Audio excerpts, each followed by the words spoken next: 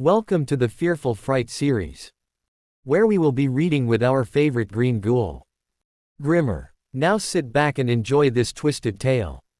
Today our story is called Detention. My name is Amanda Berry, and my teacher ate my best friend.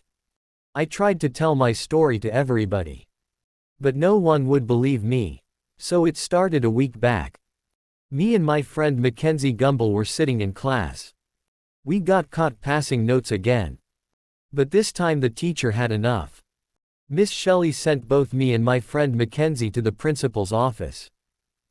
As we sat there, we both wondered what our punishment would be. If only we knew then what we know now. We would have ran out of that school fast. And never came back. The principal called both of us into the office. "I'm getting really tired of seeing you both," she said. "This has to be the 5th time this week," she went on. I tried to explain to the principal that we were sorry, and that it would be our last time.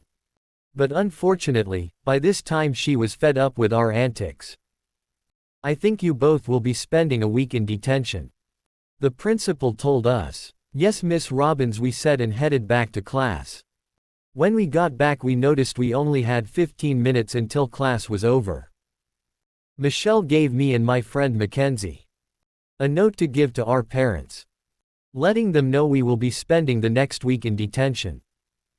We both went home and had to show the note to our parents. They were upset with us, and we also were grounded. That night I called Mackenzie on the phone. "Hey, Mackenzie, how do you think detention is gonna be tomorrow?"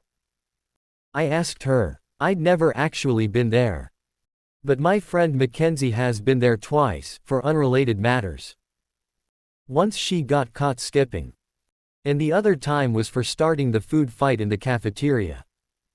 She said it's usually just the old librarian, but half the time she falls asleep. So you could pretty much do whatever then. "I guess it won't be too bad," I told her. Kind of relieved really. I thought it was going to be something like writing a sentence 1,000 times. Or something along those lines. "Well, I'll see you tomorrow," I told her and hung up the phone. The next day after school, we both had to stay. "All right," Mackenzie told me. "Are you ready for this?" I kind of didn't know what to expect. But I shrugged my shoulders, and said I guess. "All right, here we go," Mackenzie said in a slightly sarcastic voice. As we walked in the designated room for the detention, we noticed a tall towering man standing, holding a clipboard. As he looked at us, he said, "How may I help you young ladies today?" "We're here for detention," my friend Mackenzie said. "Ah, Amanda Berry and Mackenzie Gumble." "Take a seat," he said. As we were sitting down, I asked the man, "Who are you? I've never seen you here before." "My name is Mr. Evans," the man replied. "I just transferred over today. The old librarian has died from old age, and I will be taking her place. Now we only have a few rules here in detention." The man went on. "You can pick a book. Any book off the shelf.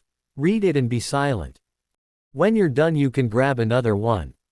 Any further bad behavior or disruptions while you are here will lead to further time here in detention. Is that understood?" said Mr. Evans. "Yes, sir," I replied. But my friend Mackenzie just kind of laughed.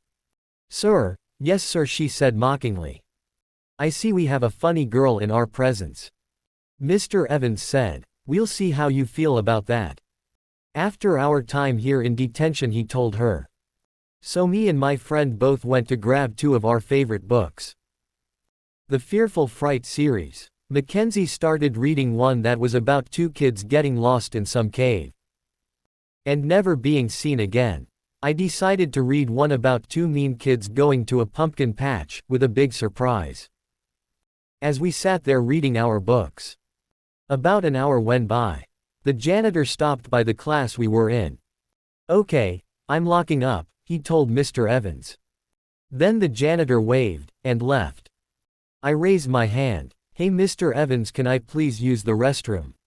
"Why certainly," he said. "Let me write you a hall pass." I said, "Why?" Who's here to see it? I'm just very particular about rules. Mr. Evans said. As I left the room, I kind of looked over my shoulder.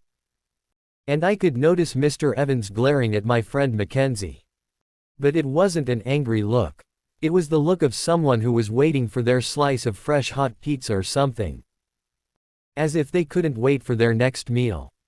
As I was returning from the bathroom, I could hear my friend Mackenzie yelling. So I ran to the classroom. And tried to open the door. But it was locked. "Let me in," I started to say. And that's when I got a good look at Mr. Evans. The real Mr. Evans. He was a 8-foot-tall purple troll. With rainbow-patched fur. And he had 4 orange and blue horns. And this troll had eaten half of my friend. As I stood there in disbelief. Mr. Evans, the troll in disguise, quickly finished eating my friend. And wiping the blood up with his fur. He then noticed me. "Oh no," I thought, "I gotta get out of here." He then turned back into the human Mr. Evans. And began chasing me through the school. I managed to make it out of the school. And hopped on my bike. I proceeded to drive home as fast as I could. I ran inside and told my mom and dad what I had seen. They didn't believe me and grounded me even longer. Later that night, we received a call from Mackenzie's parents. They said she was now being listed as a runaway. The worst part is no one will believe me.